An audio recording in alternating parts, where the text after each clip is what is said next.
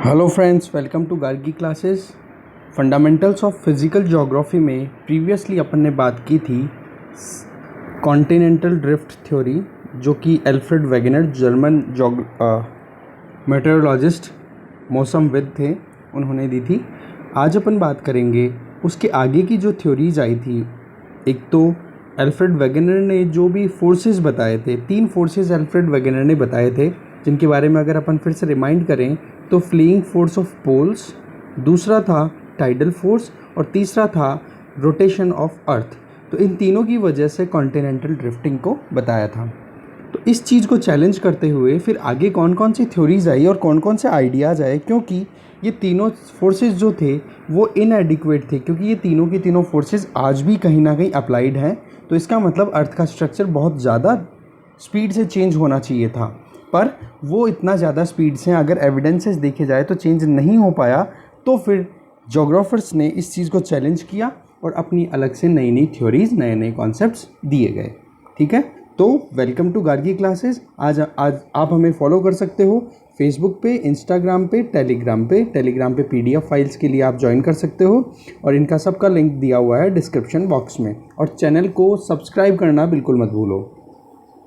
देखो, आज की जो पहली थ्योरी है वो है कन्वेक्शनल करंट थ्योरी। जैसा कि अपन ने देखा कि वेगनर ने 1912 में अपनी थ्योरी दी थी कॉन्टिनेंटल ड्रिफ्ट थ्योरी। तो इस कॉन्टिनेंटल ड्रिफ्ट थ्योरी को धीरे धीरे चैलेंज करने के लिए शुरुआत में तो सबने एक्सेप्ट कर लिया कि हाँ, वाकई में ऐसा हुआ होगा कि tidal force, rotation of earth और फ्लीइंग पोल फोर्स, ये जो है इसकी वजह से कॉन्टिनेंट्स का ड्रिफ्टिंग हुई होगी। पर 1930s के अंदर आर्थर होम्स ने अपनी एक थ्योरी दी और इस थ्योरी का नाम दिया जाता है कन्वेक्शनल करंट थ्योरी। इस कन्वेक्शनल करंट थ्योरी के अकॉर्डिंग आर्थर होम्स ने इस थ्योरी में बताया कि जो मेंटल पोर्शन है, अपन ने इंटीरियर ऑफ अर्थ के बारे में ऑलरेडी बात कर ली है, प्लेलिस्ट का लिंक डिस्क्रिप्शन बॉक्स में, आप वहाँ जा कर के देख सकते हो। तो आर्थर होम्स ने बताया कि जो मेंटल पोर्शन है वहाँ पर कन्वेक्शनल करंट्स चलती हैं, और वो कन्वेक्शनल करंट्स हैं उन्हीं के मूवमेंट की वजह से जो कॉन्टिनेंट्स हैं ऊपर अर्थ सरफेस पे आप देख रहे हो वो मूव करते हैं। और साथ में ये बताया कि ये जो कन्वेक्शनल करंट्स हैं, कन्वेक्शनल करंट बेसिकली है क्या, लिक्विड फॉर्म में मोल्टन मैग्मा का मूव करना। वो कैसे करता है? आपने देखा होगा कन्वेयर बेल्ट। कन्वेयर बेल्ट आजकल आप कहाँ पर भी जाओ, ट्रांसपोर्टेशन सिस्टम का आप जब यूज़ करते हो, पब्लिक ट्रांसपोर्ट का, चाहे वो एयरलाइन के थ्रू जा रहे हो या रेलवे के थ्रू जा रहे हो, तो वहाँ पर आप देखते हो जहाँ से एंट्रेंस होती है तो एंट्रेंस के वहाँ पे बाहर लगा हुआ होता है एक चेकिंग के लिए पूरा एक सिस्टम, जहाँ पे आप बेल्ट पे डाल देते हो अपना सामान, और वो फिर कन्वेयर बेल्ट जो होता है वो अपने आप यूँ रोटेट होता रहता है और वो ऊपर जो सामान होता है उसको आगे की तरफ शिफ्ट करा देता है। तो इस तरीके से ये जो कन्वेक्शनल करंट्स हैं ये भी एक कन्वेयर बेल्ट की तरह ही काम करती हैं, और इनके अंदर क्या होता है कि ये यूँ मूव करती हैं। मान लो इधर से उठा मैग्मा और इस तरीके से गया और फिर यहाँ से नीचे आके बैठ गया, तो और फिर इधर से वापस चला गया। तो ये जो मोमेंट है कंटिन्यू चलता रहता है उस बेल्ट की तरह। तो ऊपर अगर यहाँ पर कॉन्टिनेंट मास है, कॉन्टिनेंटल क्रस्ट है, तो वो भी क्या करेगा, दूर मूव करेगा कि नहीं। इस तरीके से ये कॉन्सेप्ट दिया था convectional current theory Arthur Holmes ने। अब ये जो कन्वेक्शनल करंट्स हैं, ये जो डेवलप हो रही है, ये जो मैग्मा बन रहा है मेंटल पोर्शन में, इसके लिए एनर्जी कहाँ से आती है? तो आर्थर होम्स ने कहा कि ये जो एनर्जी है वो अर्थ के इंटीरियर पे रेडियो एक्टिव एलिमेंट्स की वजह से होती है। रेडियो एक्टिव एलिमेंट्स क्या होते हैं? धीरे धीरे डिके होते हैं, अपनी एनर्जी लूज़ करते हैं, अपने मटेरियल को लूज़ करते हैं, अपना मास लूज़ करते हैं, और उसकी वजह से जो एनर्जी रिलीज़ होती है वो एनर्जी इस मटेरियल को यहाँ पर गर्म करने का काम करती है, और फिर वो एक कन्वेयर बेल्ट की तरह कन्वेक्शनल करंट की फॉर्म में मूव करता है। और यहाँ पर आप देखोगे कि रेडियो एक्टिव एलिमेंट्स जो हैं वो अर्थ के इंटीरियर पे है, तो यहाँ पर तो आपको टेम्परेचर ज़्यादा मिलेगा, पर यहाँ पर अर्थ सरफेस के ऊपर टेम्परेचर आपको कम मिलेगा। तो इस वजह से क्या हो जाता है, टेम्परेचर डिफरेंस भी क्रिएट होता है। अब इस चीज़ को अपन डायग्रामेटिकली समझने की कोशिश करते हैं, आपको बहुत बढ़िया तरीके से समझ में आएगा। देखो यहाँ पे ये है नीचे हीट सोर्स, क्या, रेडियो एक्टिव डिके इन कोर। अर्थ के कोर में रेडियो एक्टिविटी के प्रोसेस कंटिन्यू चलती रहती है। अब कोर में अगर रेडियो एक्टिव एक्टिविटी चलती रह रही है तो उस कंडीशन में क्या होगा, यहाँ पर टेम्परेचर बहुत ज़्यादा होगा। और टेम्परेचर अपन किस लेयर की बात कर रहे हैं, मेंटल की।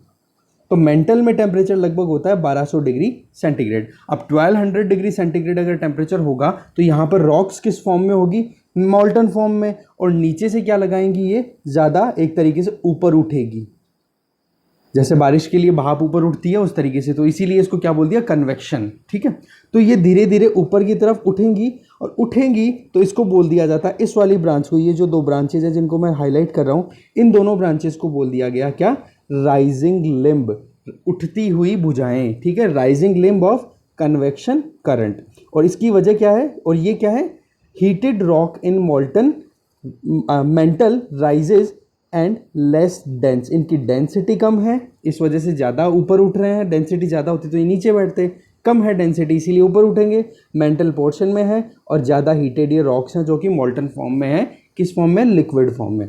अब ये जैसे ही ऊपर जाएंगी तो यहाँ पर ये क्या आ गया, अर्थ का ऊपरी बिल्कुल अर्थ क्रस्ट आ गया। तो क्रस्ट पे तो क्या होती है, बहुत सॉलिड रॉक्स होती हैं। और टेम्परेचर भी यहाँ पे क्या होता है, कम होता है। यहाँ पर तो टेम्परेचर क्या था, 1200 डिग्री, और यहाँ पर टेम्परेचर कम है। तो टेम्परेचर कम होगा तो यहाँ पर ये जो लिक्विड फॉर्म वाला जो आएगा मैग्मा, वो क्या हो जाएगा, यहाँ पर आकर के सेमी मोल्टन फॉर्म में कन्वर्ट हो जाएगा। मतलब थोड़ा बहुत पार्ट अब धीरे धीरे ठंडा होना शुरू होगा और सेमी मोल्टन फॉर्म में भी वो मूव करेगा। अब मूव करेगा तो ऊपर यहाँ से टकरा के एक इधर चल जाएगी इसकी ब्रांच, एक इधर चली जाएगी, क्योंकि ऊपर क्या सॉलिड है तो उसको तोड़ नहीं पाएगा। तोड़ देगा तो क्या बन जाएगा, वोल्केनो। पर वोल्केनो ना बन करके क्या होता है कि यहाँ पर ये मूव करती है, एक इस तरफ चली जाती है, एक ब्रांच इस तरफ चली जाती है। तो सेमी मोल्टन रॉक जो है वो स्प्रेड आउट करती है और ऊपर जो भी प्लेट है, जो भी लिथोस्फेरिक स्थल मंडल का जो भाग है, उसको दूर अपने हिसाब से उस कन्वेयर बेल्ट की तरह ले जाती है।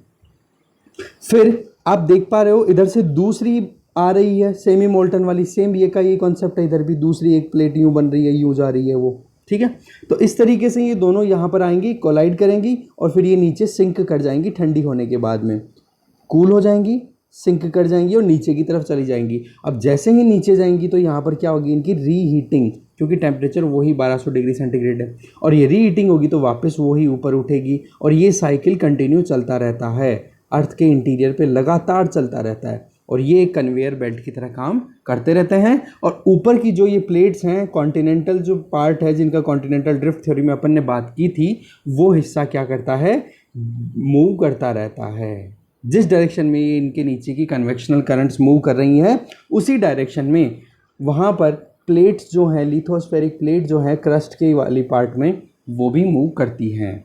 ये बात दी थी आर्थर होम्स ने। अब बात करते हैं अपन आर्थर होम्स के बाद में बात होगी mapping of ocean floor. Ocean floor जो है वो कैसा कैसा स्ट्रक्चर, कैसी कैसी रिलीफ फीचर्स अपने साथ में रखता है, उसके बारे में जानने की कोशिश करते हैं। यहाँ पर एक छोटा सा स्केच है, पहले इसको समझते हैं, फिर डायग्राम में अपन 3D डायग्राम्स में देखने की कोशिश करेंगे इन चीज़ों को। देखो, हाईएस्ट माउंटेन अर्थ सरफेस के ऊपर अपन देखते हैं माउंट एवरेस्ट की हाइट कितनी है, लगभग 8848 850 मीटर हो चुकी है। तो ये 10 किलोमीटर तक की हाइट होगी, 0 से 5 यहाँ तक हाइट हो गई।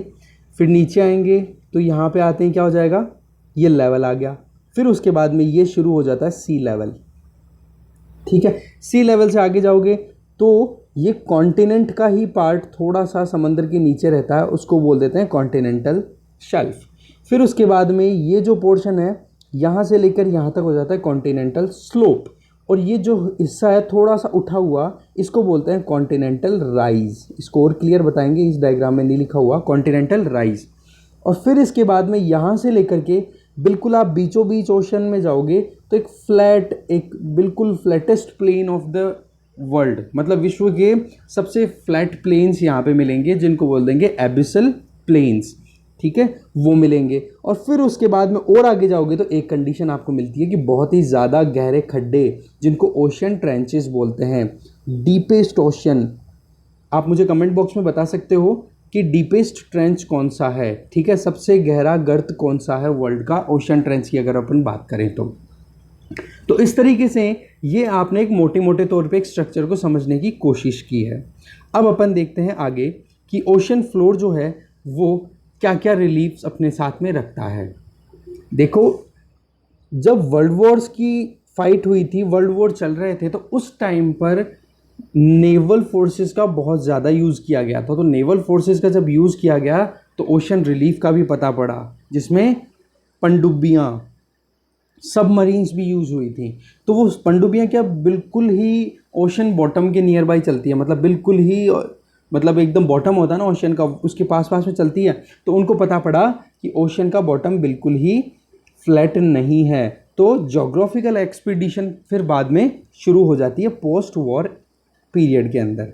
सेकेंड वर्ल्ड वॉर हुआ था, उसके बाद में ये एक्सपीडिशन, ये रिसर्च शुरू हो जाती है।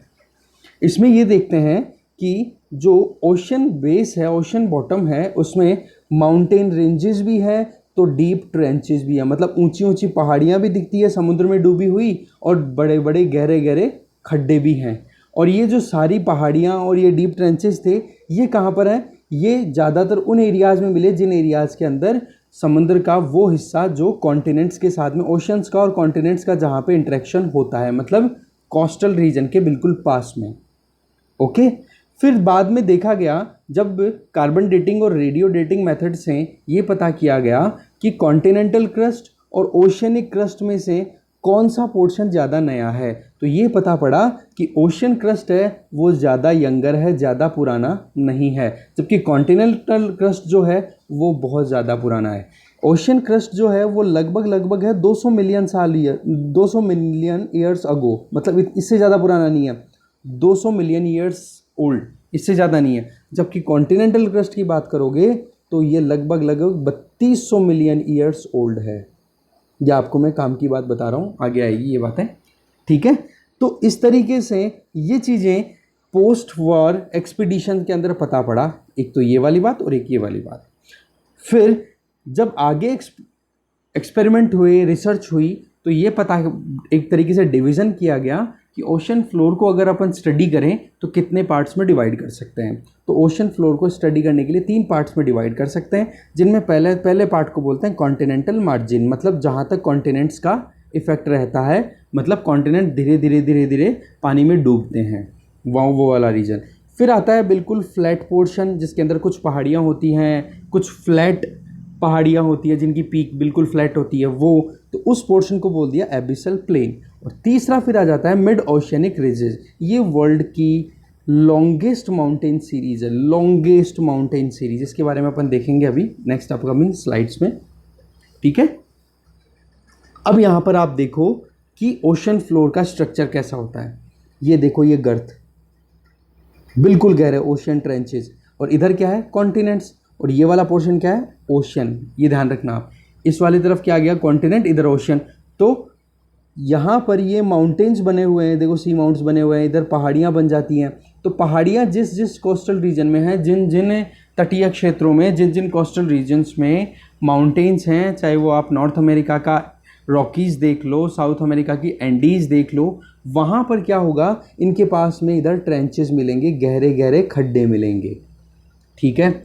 आप देखो फिर इसके बाद में आप देखोगे ये वाला जो पोर्शन है, जिसको मैं यहाँ पर हाईलाइट करने की कोशिश कर रहा हूँ, इस वाले पोर्शन को बोलते हैं एबिसल प्लेन। क्या बोलेंगे? Abyssal plain. इस एबिसल प्लेन के अंदर आप देख रहे हो कुछ, ये देखो डूबी हुई पहाड़ियाँ हैं, सी माउंट्स, और कुछ डूबी हुई पहाड़ियाँ ऐसी हैं जिनका टॉप क्या है? बिल्कुल फ्लैट, तो उनको बोल देते हैं गुयोट्स। क्या बोलते हैं? गुयोट। ये चीज़ कई बार पूछ ली जाती है, इन चीज़ों का आप थोड़ा ध्यान रखना कि सी माउंट्स बिल्कुल पीक होती है इनकी, और ये ऊपर उठने के बाद में क्या आइलैंड की तरह दिखाई देती है, मतलब डूबे हुए पहाड़ी तो हैं आइलैंड्स।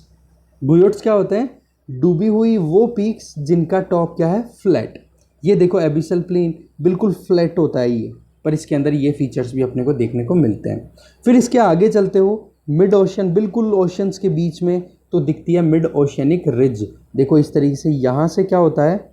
मैग्मा बाहर निकलता है। अपन ने देखा अभी क्या, कन्वेक्शनल करंट थ्योरी जो देखी थी, उसमें क्या होता है? मैग्मा गर्म होकर के ऊपर आता है और फिर इधर सेट होता जाता है, और यहाँ से क्या एक दूसरे से दूर जाती है। तो ये दूर जा रही है, इसका मतलब क्या हो रहा है? सी फ्लोर इज स्प्रेडिंग, फैल रहा है सी फ्लोर, ठीक है। कैसा मूवमेंट हो रहा है? यहाँ नीचे से आए एक इधर जाएगा, यहाँ नीचे से आए एक इधर जाएगा, ये ध्यान रखना है। तो ये हो जाएंगी मिड ओशियनिक रिजेज। इनके बारे में अपन प्रीवियस लेक्चर्स में ऑलरेडी बात कर चुके हैं। Mid Atlantic ocean ridge, volcanic activities, seismic activities, इनके बारे में बात की थी, वहाँ पर ये बार बार नाम आया था। ऐसे ही देखो ये वॉल्केनिक आर्क्स हैं कि वॉल्केनिक एक्टिविटी कैसे बनी थी, उसकी वजह से ये धीरे धीरे छोटी छोटी पहाड़ियाँ बनती है, फिर माउंटेन का फॉर्म ले लेती हैं। इसी तरीके से कॉन्टिनेंटल मार्जिन्स की बात करोगे तो कॉन्टिनेंट इधर है, फिर धीरे धीरे समंदर में जैसे ही डूबोगे तो क्या आ जाएगा, कॉन्टिनेंटल शेल्फ आ जाएगा, फिर थोड़ा आ जाएंगे कॉन्टिनेंटल स्लोप आ जाएगा, और ये थोड़ा सा ये उठा हुआ पोर्शन होता है, इसको क्या बोलते हैं, कॉन्टिनेंटल राइज। क्या बोलेंगे, कॉन्टिनेंटल राइज भी बोल दिया जाता है। तो ये है फीचर्स ऑफ ओशन फ्लोर। अब एक एक अपन ओशन फ्लोर के फीचर्स को देखते हैं। सबसे पहले है कॉन्टिनेंटल मार्जिन। कॉन्टिनेंटल मार्जिन क्या होते हैं कि जो कॉन्टिनेंट्स होते हैं वहाँ से लेकर के और जब तक आपका ये एबिसल प्लेन नहीं आता, ठीक है, एबिसल प्लेन जब तक नहीं आता तब तक का पूरा पोर्शन जो है ये कॉन्टिनेंटल मार्जिन में ही कंसिडर होता है। तो इसका मतलब ये कहा जा सकता है कि कॉन्टिनेंटल शोर, शोर का मतलब हो गया किनारे, कि महाद्वीप के किनारे से लेके डीप सी बेसिन, जब तक बिल्कुल गहरा समुद्र का एकदम एरिया ना आ जाए, डीप सी बेसिन ना आ जाए, उसके बीच का जो पोर्शन है उसको बोल दिया जाता है कॉन्टिनेंटल मार्जिन्स। अब कॉन्टिनेंटल मार्जिन्स को अपन ने डिवाइड किस में किया है, कॉन्टिनेंटल शेल्फ, कॉन्टिनेंटल स्लोप और कॉन्टिनेंटल राइज। और प्रीवियस स्लाइड में अपन ने देखा था कॉन्टिनेंटल मार्जिन्स पे ही अपने को क्या मिल रहे थे, ट्रेंचेस, गहरे गहरे खड्डे। तो इस तरीके से 4 पार्ट में अपन डिवाइड कर सकते हैं कॉन्टिनेंटल मार्जिन को। तो देखो सबसे पहले कॉन्टिनेंटल शेल्फ। कॉन्टिनेंटल शेल्फ क्या होते हैं, एक तरीके से ओशन के और कॉन्टिनेंट्स का ट्रांजिशनल पीरियड होता है। यहाँ पे कॉन्टिनेंट्स, यहाँ पे ओशन। तो इस रीजन की अगर बात करें तो यहाँ पर रिवर्स अपना डिपॉजिट्स, अपने सेडिमेंट्स ला के डिपॉजिट करती है, और इसकी जो ब्रेड्थ है वो average all over world 70 kilometres हैं। आप देखोगे वर्ल्ड के अंदर सबसे ज़्यादा ब्रॉडेस्ट कॉन्टिनेंटल शेल्फ आपको मिलेगी आर्कटिक ओशन में, रशिया की, ठीक है। और सबसे कम की बात करोगे तो साउथ अमेरिका में जो एंडीज माउंटेन सीरीज देखी थी अपन ने, वहाँ पर मिनिमम अपने को मिलती है कॉन्टिनेंटल शेल्फ। क्योंकि मैंने अभी बताया था कि जहाँ जहाँ पर भी कॉन्टिनेंट्स पे, कोस्टल रीजन पे माउंटेन्स है, वहाँ वहाँ पर कॉन्टिनेंटल शेल्फ की चौड़ाई कम होगी, और जहाँ जहाँ पर प्लेन है वहाँ वहाँ पर नदियाँ अपने साथ में डिपॉजिट्स लाके सेडिमेंट्स को डिपॉजिट करेगी, और फिर उससे क्या होगा, वहाँ पर कॉन्टिनेंटल शेल्फ की चौड़ाई और ज़्यादा हो जाएगी। तो ऑन एन एवरेज पूरे वर्ल्ड का देखा जाए तो 70 किलोमीटर आता है कॉन्टिनेंटल शेल्फ की ब्रेड्थ। इनकी ब्रेड्थ कम होती है कहाँ पर, माउंटेन्स जहाँ पे होते हैं। ये चीज़ अपन ने बात कर ली। दूसरा है कॉन्टिनेंटल स्लोप। कॉन्टिनेंटल स्लोप के बारे में अपन ने देख लिया। ये क्या है, ये लास्ट लिमिट है कॉन्टिनेंट्स की जो कि सबमर्ज होती है। कहने का मतलब कॉन्टिनेंट्स का ही वो पार्ट देखा अपन ने, यहाँ पे फिर से देख लेते हैं। ये लास्ट लिमिट है जो सबमर्ज होती है ओशन में, यहाँ पर कॉन्टिनेंट्स ही चल रहे हैं, ये देखो आप, ठीक है। तो इस तरीके से लास्ट लिमिट ऑफ कॉन्टिनेंट्स जो कि सबमर्ज होती हैं।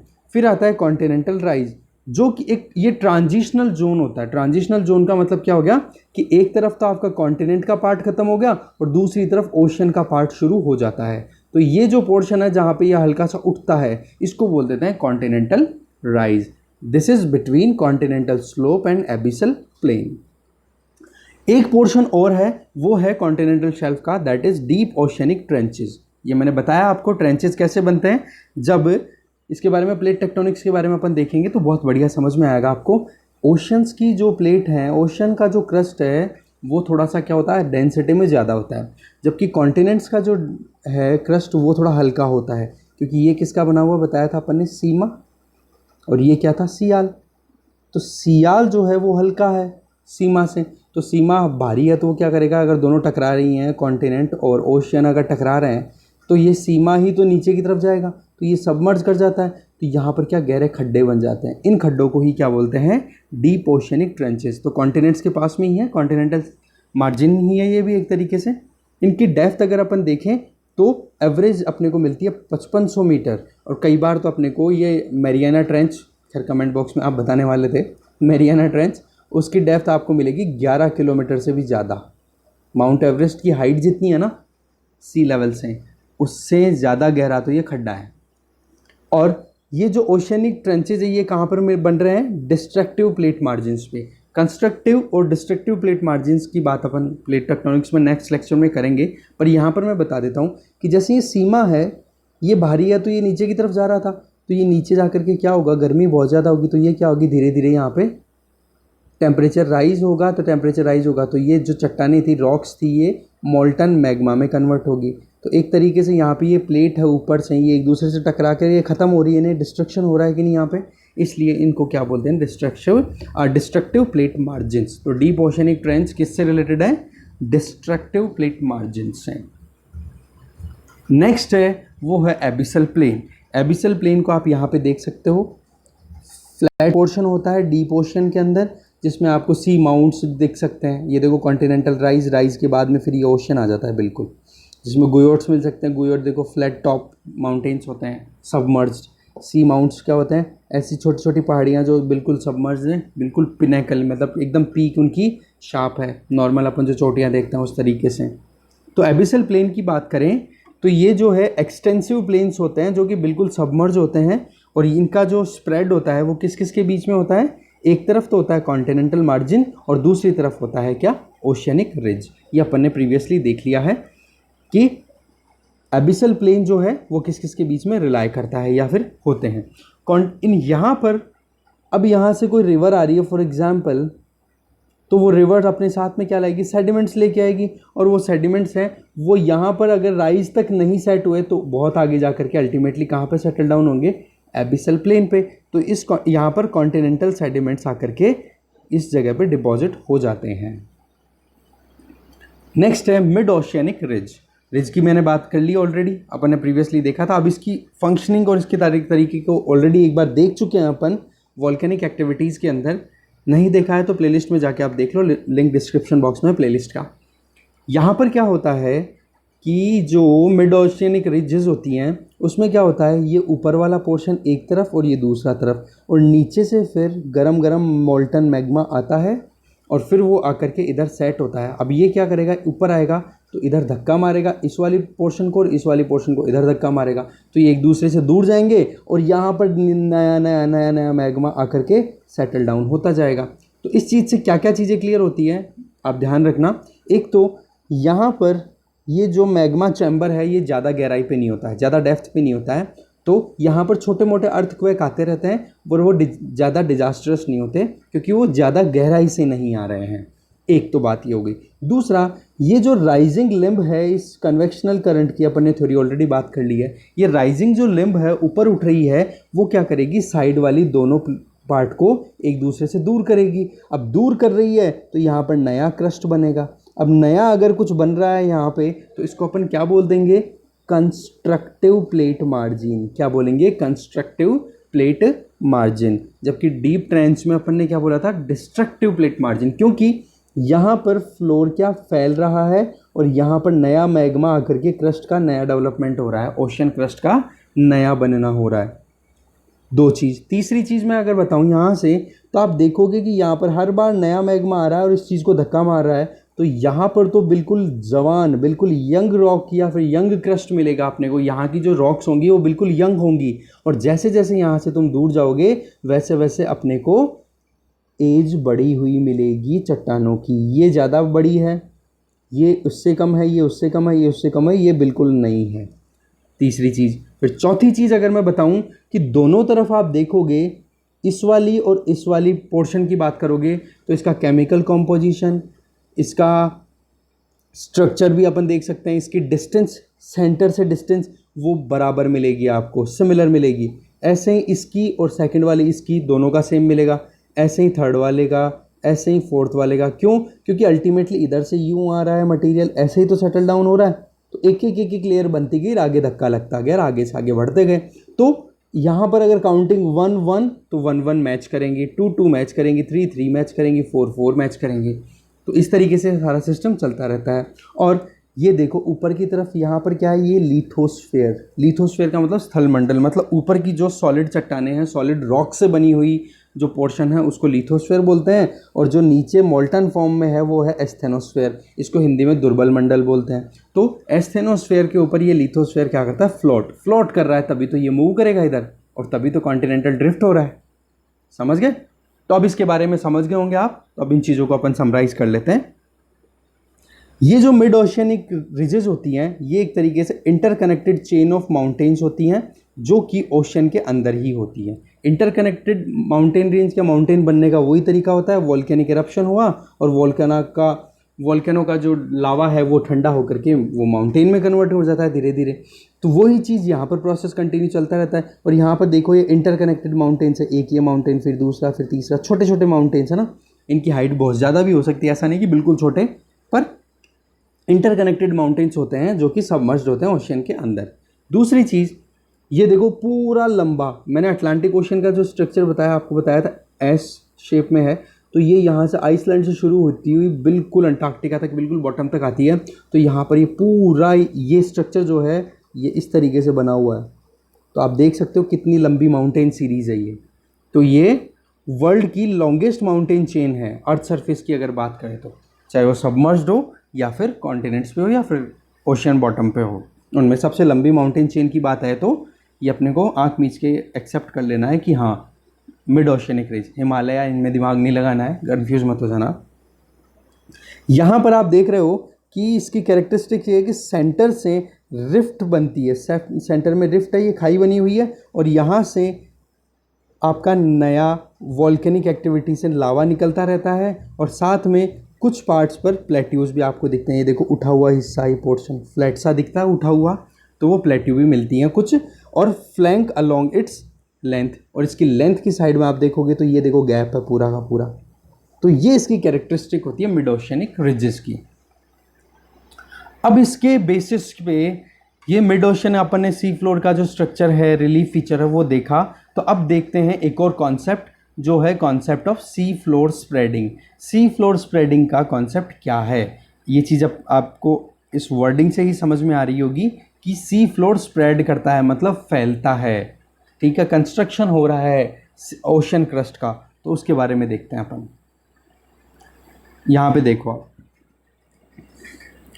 यहाँ पर आप मैपिंग देखोगे ओशन फ्लोर की, तो उसकी मैपिंग के साथ में, मैपिंग में अपन ने देख लिया ओशन कैसा फ्लोर होता है, साथ में इसकी पैलियोमैग्नेटिक स्टडी की गई। पैलियोमैग्नेटिक स्टडी का मतलब कि ओशन की जो रॉक्स हैं उनका मैग्नेटिक स्ट्रक्चर के बारे में पता करना कि वो उनका मैग्नेटिज्म कैसे काम करता है, अर्थ के मैग्नेटिज्म का क्या असर रहा है जब वो मोल्टन मैग्मा निकला और ठंडा हुआ।